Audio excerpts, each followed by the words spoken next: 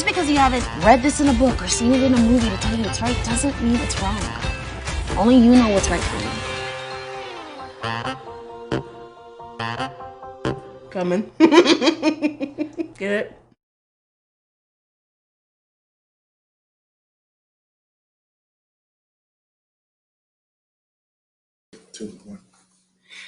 Hi, and welcome back. Hey. Hello, this is Ray Castillo. I am the CEO and founder of Price Support Services of Charlotte. This is Xavier, Director of Operations. And we're here live again to discuss another one of our topics that of interest of the movies that we have been watching. This past week's movie was, well, first of all, our topic is polyamorous relationships, right? Mm-hmm. And we're going to discuss in detail a little bit about what that is. But we also posted some movies that were really interesting. The one that had the most votes was Two in the Bush. And if you've not seen it, you missed out. I hope that you can go back and see it. It's a great movie. Mm-hmm. Really good. Really good movie. It has a lot of different, obviously it's a movie, right? But it has good information and good stuff that you can actually get out of that movie. Yes, right? Definitely. This week's topic, like Ray said, is polyamorous relationships. And this is a topic, Ray, that's very controversial. Absolutely. To say the least. Yes. Polyamorous relationships, the possibility of being in a relationship and loving more than one person. That's a tough one. Is it possible, though? We're going to talk about that. Well, let's see. All right. What do you got for me? All right. So we're going to, first of all, let's talk a little bit about the movie. We always like to talk about the movie a little bit, right? Mm-hmm. So, obviously this movie is a love story, right? And it's a comedy, which I like because it's funny. It has its funny versions of it as well. So, I really like that. The way that they used, as far as like the dungeon and using a dominatrix in this movie, in this setting, I thought it was kind of cute, just to use that different setting of all. But it's actually, it really shows what a polyamorous relationship kind of looks like. Mm-hmm. Although not every relationship is the same, but it gives us an idea, right, of what that is. And it has three main characters. Their names are Nikki, Ben, and Emily. Mm-hmm. The story starts where Emily was dumped by her girlfriend, mm-hmm. right? She is in a lesbian relationship, monogamous relationship, mm-hmm. right? And all of a sudden something happens. Yes, she catches her boyfriend with her best friend. Her girlfriend with her best friend, who's right. the man. Which is very interesting, right? That scenario of you walking into your girlfriend or your boyfriend doing your mm-hmm. best friend. So, and I thought that was actually going to be the beginning of the polyamory. Yeah. And then the story takes a twist. Yeah, I thought for a moment, I was like, oh, okay, so I know where this is going. Mm-hmm. It was kind of, I like the idea of the way that the development of the story goes in the movie. Because that was the first thing. I was like, oh, okay, I know where this is going. They're going to end up together in a three-way, and she's going to say, okay, let's do this. But it really wasn't the story, right? Her girlfriend actually wanted to be with the guy. Mm-hmm. Yeah. Yep. So it's pretty interesting that, that happens. But then later on, we see Emily that she goes off and moves in with her best friend, Rosa. Mm-hmm. Rosa, which I love her personality in the movie, Rosa. And all of a sudden, Rosa, helps her to get a job, and then she lands a job at this place, mm-hmm. right? Not a common place, right? Not where she expected, anyways, right? Definitely. So she's, lands a job with a dominatrix, and as a front receptionist there, and that's where the movie actually takes off. Mm-hmm. So very, very interesting that topic and that scenario that went on. But there was a twist to it. There was a problem with it, right? Because you want to talk about what happened? Well, it was interesting because she kind of initially, she fell for the dominatrix, Nikki, and then she meets Ben. Mm-hmm. And then falls for Ben, and then finds out after the fact that Ben and Nikki are a couple. Right. So then it becomes a situation of, I like both of them, Nikki's the one that proposes that they get into a polyamory situation, and Emily is okay for the first few minutes, or the first few minutes of the movie, I should say. Right. And then after the fact, she thinks that maybe this is not for her at all. And it kind of brings everyone back to the situation of the moral aspect of a polyamorous relationship. And I want to also comment and clarify that I guess the commonality in all the movies that we've seen so far, one of the themes that everyone seems to always be bringing is how this is not necessarily representative of what happens in real life. I'm glad you brought that point. Yes. So we want to clarify that, yes, of course, this is not how it happens in real life. This is a movie. They have to jam pack everything in a short period of time. But I think the other common theme across all the movies we've discussed so far is that the power is in finding and networking with people who love and support you. Right. If we go back to Fourth Man Out, it was him and his three best friends, and them supporting him. If we go to Call Me by Your Name, it was his parents. And if we go to this movie, now we're talking about Rosa, who plays that key role in supporting her. So as much as it may not be representative of real life, we also want to kind of the takeaway from all of this is that we always have someone in our lives who is really supportive, and we always have to kind of look for those people in our lives, who they are, and what are the things that they can do for us and how they can help us. Yeah, and I think you brought a very good point, and I think this is not a one-size-fits-all type of deal, right?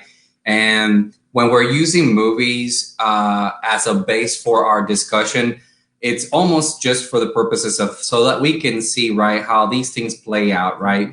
But we also keep in mind that Hollywood is always going to be Hollywood, or movie is going to always be a movie, and doesn't necessarily represent, like Xavier was talking about, a real life scenario.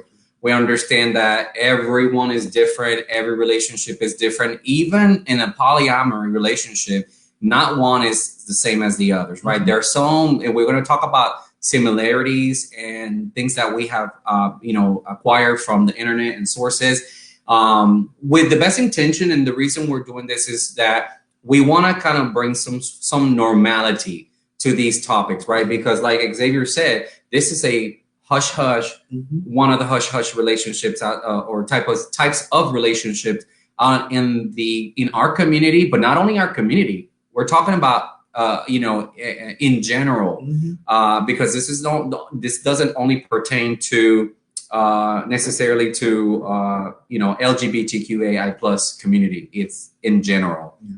So I wanted to also point out something interesting here that first of all, give credit to the sources, right? Healthline.com. We found some interesting information on Very Well Mind, and also on the Women's Health magazine. And these are information that are out there, and these are studies that have been done and interviews that have been done and so forth and so on. So we'd like to invite you to, dig into that. If this is something of interest for you, go ahead and dig in and try to look for information that's going to pertain to you. And we wanted to say hello to everyone who is watching us live. And those of you who are going to be watching this video afterwards, we want to thank you for watching us and staying in tune with us. And we like your comments and feedback. So please feel free to send us some comments as we are live. We'll read them here. If you don't want us to read it, then just say that, not to. But we like to share with everyone what everybody's thinking. And I also want to make a disclaimer. We, as Pride Support Services of Charlotte, we do not necessarily condone or not the subjects that we discuss. Our job is to bring the information to you, our viewers, and to discuss it openly. I think that's right. Our job is more to bring information. We are not here to judge. We're not here to necessarily condone or not. We're here to be queer and be odd and be different and kind of bring the information to the people, what the reality of the world we live in. Yes. And if you agree or disagree, that is perfectly okay. Absolutely. We still love you. That's right. And we want to know. That's what we want to open it up to listening, because, you know, this is information that we gather. I am not in a polyamorous relationship. Neither is Xavier. So we don't have hand in hand this experience, right? And I think the best source of information comes from people who are in these types of relationship and who have experienced this, right? So I love to hear from you. I love to, if you have any friends or anyone that it is in a polyamorous relationship and they just want to, you know, reach out to us and give us their point of views, or even if they were willing to do some sort of an interview with us, we'd love to bring the topic back again. Definitely. And you know, and talk about it. I think it's important to educate, right? Education is the key, and this is what Price Support Services is all about. So with that said, let's go ahead and jump into what polyamory is, right? What is polyamorous? It means to be in an open, intimate, or romantic relationship with more than one person at a time. All right, so let's break this down, because this is a lot to swallow, a lot to take in. But you know, intimate or romantic, right? And we're going to talk about what those two things means, because they're different. So we want to make sure that you understand that. But okay. What else? What else about polyamory? It can be heterosexual, it could be lesbian, gay, or bisexual. So as you see, it's a form of everybody. Every group and category can be part of the polyamory status. Mm-hmm, definitely. It can include combinations of people of different sexual orientations, which was the case of the movie. We had it was a bisexual polyamory relationship, because there was one male involved with two females. Right. So that's, again, that is you know, that is in a nutshell. But also talk about the aspects that are, you know, that of a polyamory relationship, which are consent and communication with boundaries. Mm-hmm. And we'll talk a little bit more in depth about what that means later on. But we're just giving you kind of like in a nutshell what it is among, and this is among everyone who is in that relationship. Definitely. It's emotional as well as sexual or romantic intimacy between the partners that are involved. And it's also consensual and disclosed to everyone involved. So this is very interesting that, you know, this is not the typical hookup. This is not the typical. It's not a threesome. It's not a threesome. Or an orgy. And it's not also an open relationship as though we know it in the context of the gay community.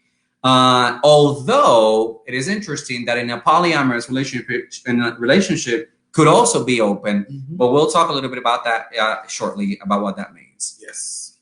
So what polyamory is not. Right. So polyamory is not bigamy or polygamy. Yep. So we're not talking necessarily about those two concepts. Yes. It's not swinging or spouse swapping. Right. It's not the same as an open relationship, which is what Ray brought up here a few seconds ago. However, they may have open relationships in a polyamorous relationship. Yes. It's not sex addiction. Mm-hmm. And, you know, and this is what when I was reading up on it, and this is very interesting, right? That, you know, the stigma behind what a polyamorous relationship is, right? Definitely. And I know that we as a community deal with so many different stigmas, right? Within our community, right? But, you know, I like the fact that it's pointed out, it is not sex addiction, right? Because when we talk about a polyamorous relationship, immediately, if you don't know what it is, if you're not educated, you're going to think that this is just, you know, oh, it's all about sex. It's like what we say, it's group sex, it's a three-way, it's a four-way, and this is not what that is, right? There's an emotional connection attached with the sexual or the intimacy part of it in a group of people, more than two, right? More than two, three, or whatever in that group context it is. So it's not a sex addiction. Definitely. So going back to what we were stating before, it's very important to state, right, that the difference between what is a sexual and a romantic intimacy. Yes. So you want to tell us a little bit more about that, Ray? So the difference between a sexual relationship between an intimacy relationship. So A sexual relationship is just basic. It's a basic contact. It's a basic relief of sex, right, with another person, right? And this happens more often in any kind of setting, right? I mean, we're not just talking about the gay community. We're talking about in general. You meet someone, you have intercourse with that person, and you may see them, you may not see them again. Same way with other relationships that are open. For example, in gay relationships that are open, there are those that, that are okay with some boundaries of going out of the context of the relationship just for sexual pleasure, sexual purposes, right? When we're talking about intimacy, right, we're talking about more of an in-depth, right? It's a commitment that two people, or more in this case, polyamorous relationship, have made with each other to stay with each other and not go out of that triangle or that circle that they're in. Right, so it's very intimate. There's more of feelings involved. There's emotional connections. There's love involved, right? So there's a lot of different dynamics that make it different from what a sexual relationship would be. Definitely. And then the other important thing to talk about is open relationship versus a polyamorous relationship. When we're talking about open relationships, even in a polyamorous situation, when you have an open relationship, it gives permission to the people involved in the relationship to have to have sex with people outside of the intimate circle. And this is not necessarily applicable to polyamorous relationship as much as it is, well, it's applicable to everyone is what I'm trying to say, regardless of the type of relationship that you have. In a polyamorous relationship, they're still faithful, I guess. Well, there's that component, and there's that component of boundaries, right? But there are boundaries within that context that are not broken, just like in any monogamous relationship, right? It just so happens that there's more than one person involved, right? But when we're talking about an open relationship within a polyamorous or polyamorous relationship, then there's a little bit different right there, because then it's not like you're not going out on your partner. It's more of getting an approval from your partner per se. So your partner or partners that are involved in that polyamorous relationship are well aware of what you're doing and with whom you're doing.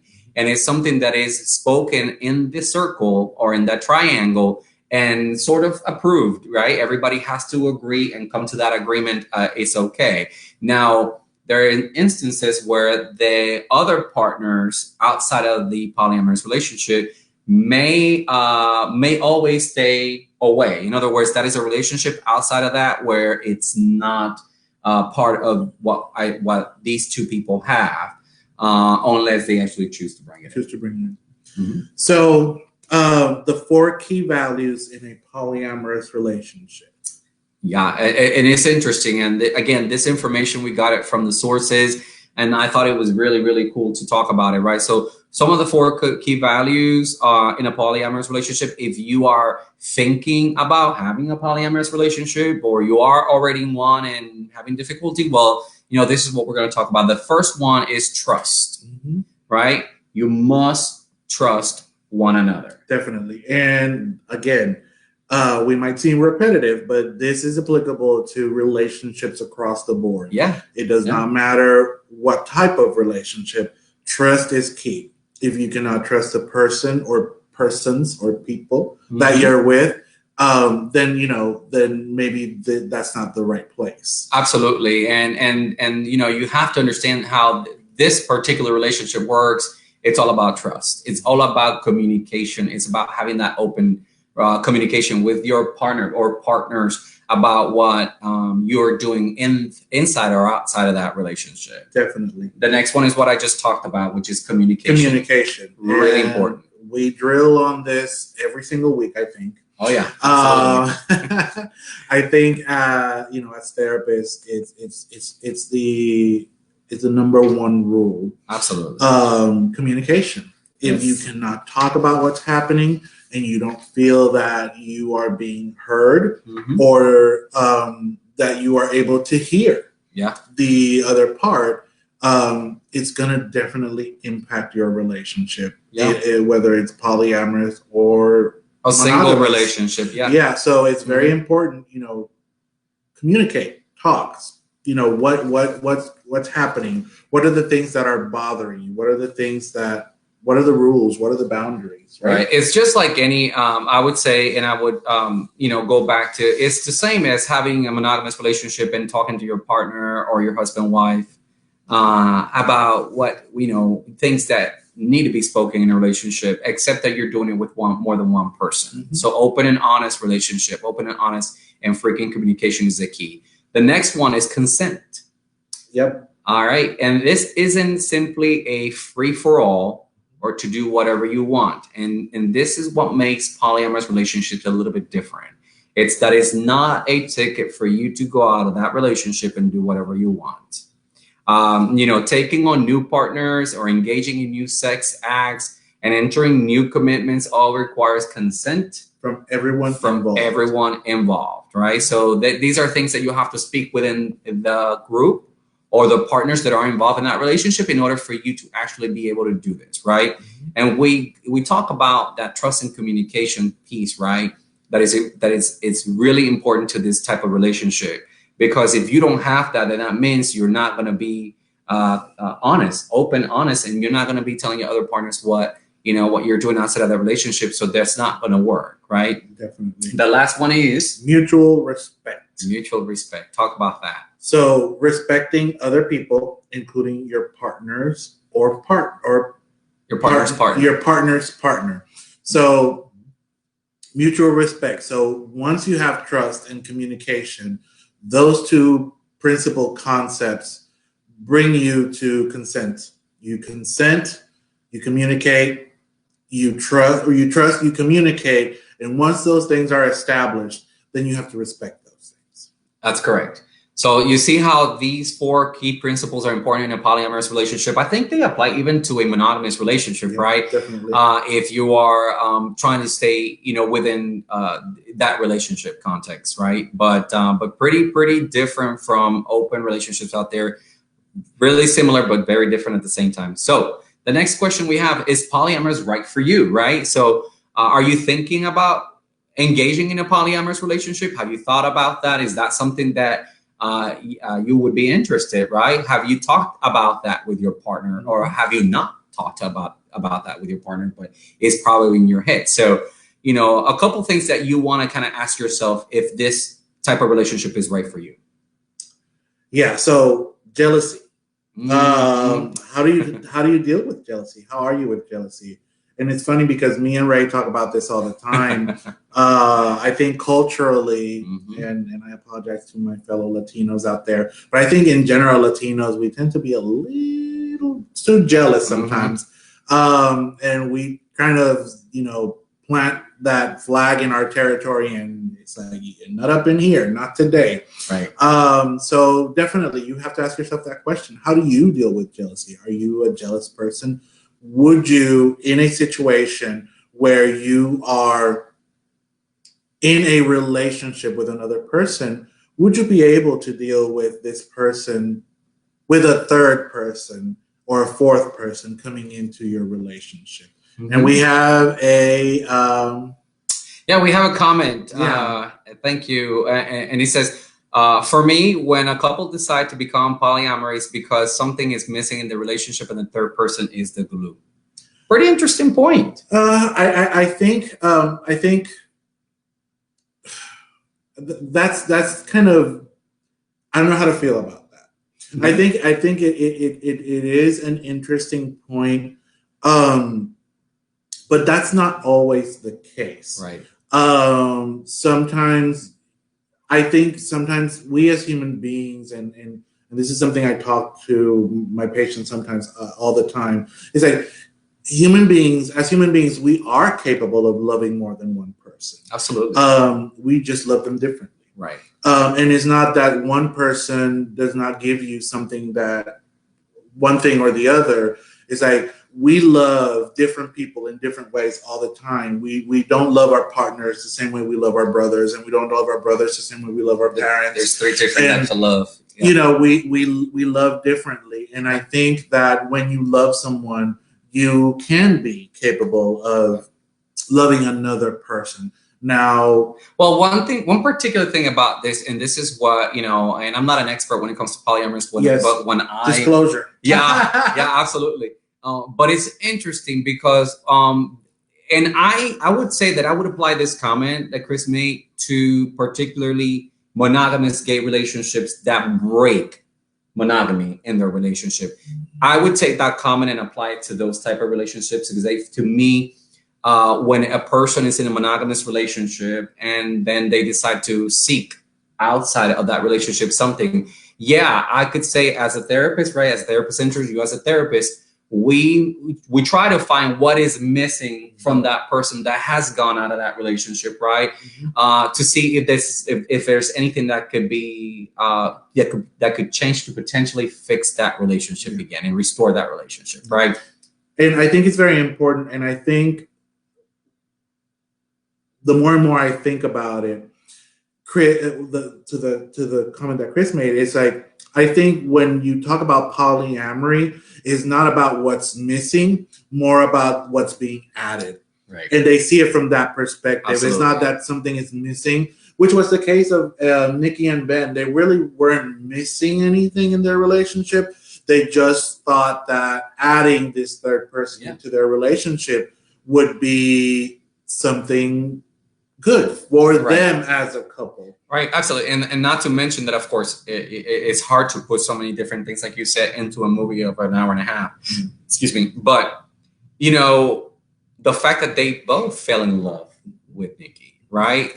With Emily, right? So there was a connection more than the sexual part, right?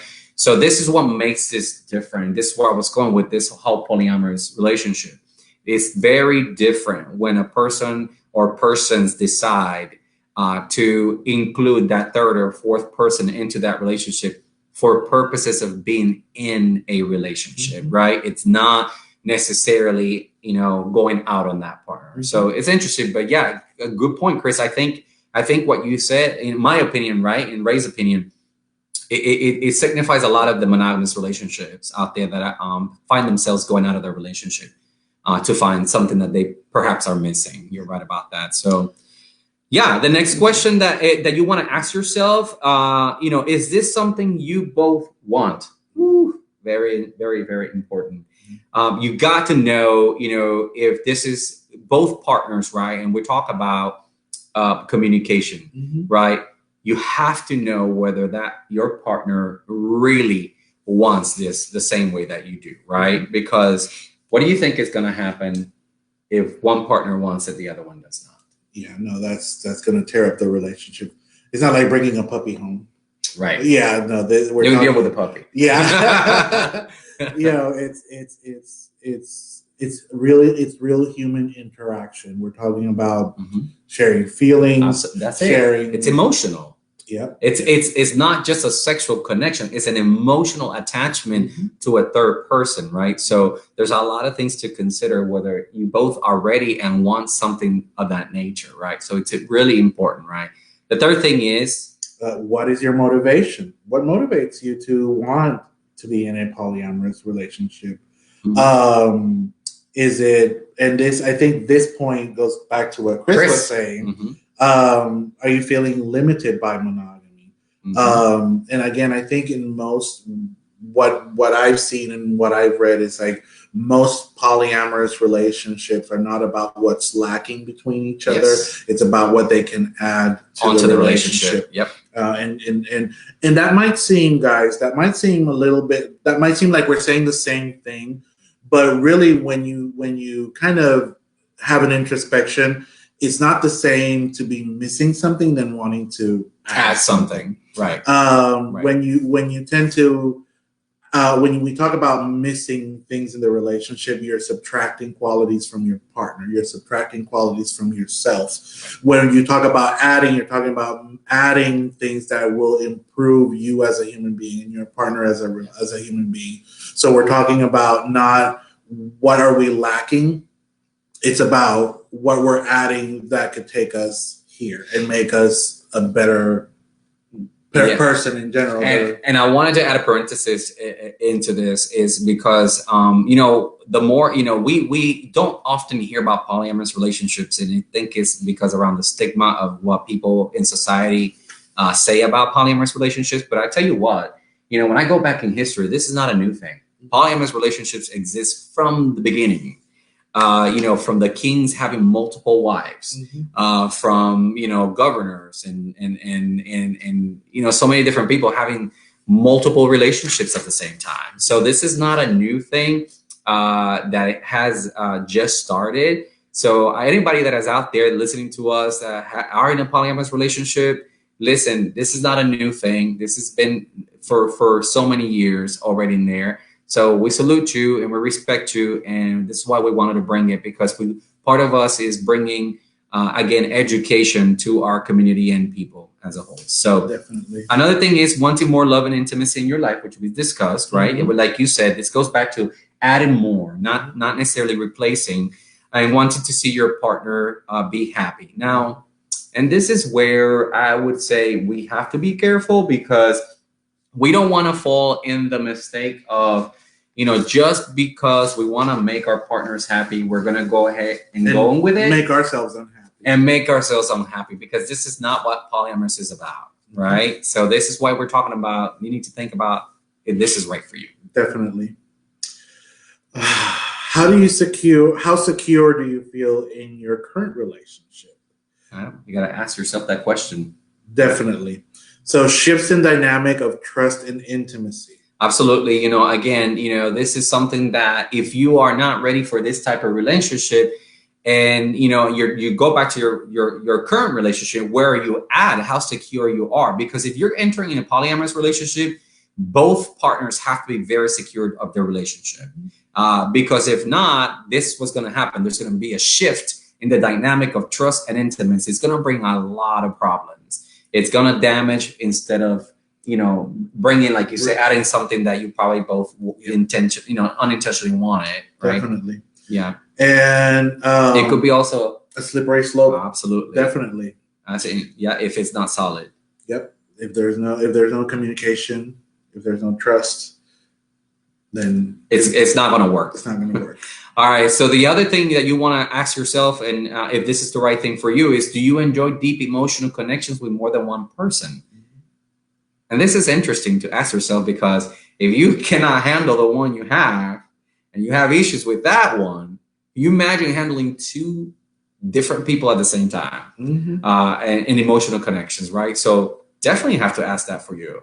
The next thing is, what ground rules do you want to establish? You definitely have to ask, what that's, and one of the things is that it requires a lot of negotiation. Yeah. You got to talk to your partner. You guys have to really, really negotiate how this is going to work for you. What does this look like for us? What changes are coming for us? All of those things are important to communicate and to talk in the relationship. And also guidelines on the front end. What behaviors are okay? What are things that are off limits, right? Things that you will not tolerate or accept. And spend time together as a group or separately. Do you want to be together? And this is where Nikki and Ben and Emily at the beginning, they were separate. They were in a polyamorous relationship, but they were separated. But then at the end, they brought it together. So, do you want to spend time as a group, or do you want to be separate, right? And then if you are separate, it's important that you respect your partner's partner, right? So that's how that go, and their time that they spend together. Definitely. And the last thing is, how will trying polyamory affect your future together, right?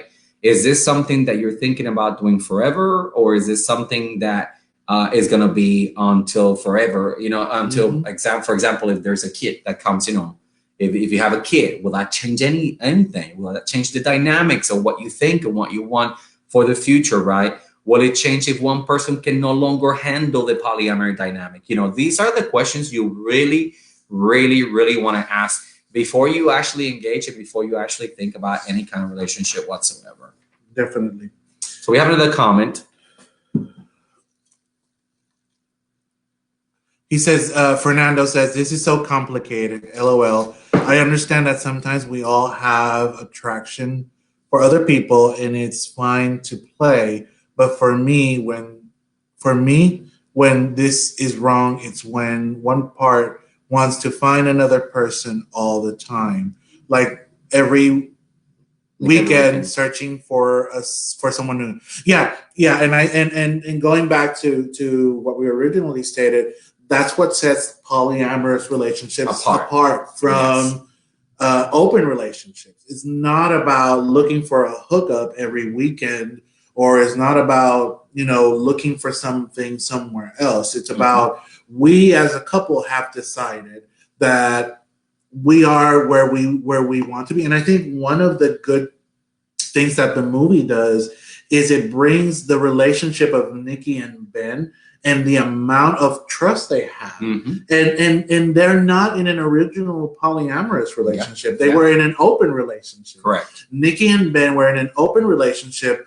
where they were able to see other people outside of their relationship. When they decide to bring Emily into their relationship, that's the point where it becomes a polyamorous relationship, because now they don't want to step out of the relationship anymore. They want to bring this person into the relationship so that they could be, like Ray say, a triangle, a triad, and live together. Right. So going back to Chris, what's the difference between an open relationship and a polyamory is what Xavier was just talking about. An open relationship is when there's two individuals in one relationship, right? And then they both agree that it is okay for you to have sexual intercourse outside of that relationship. Okay. We are not talking about an intimate relationship, an emotional attachment outside of that relationship. We're talking about, you and your partner agree that, okay, you can, outside of the home, you can go ahead and have sex with other people outside of this relationship. Okay. So there's no emotional attachment with those parties that are involved outside of the relationship. Definitely. In a polyamorous relationship, there is an emotional connection attached to it.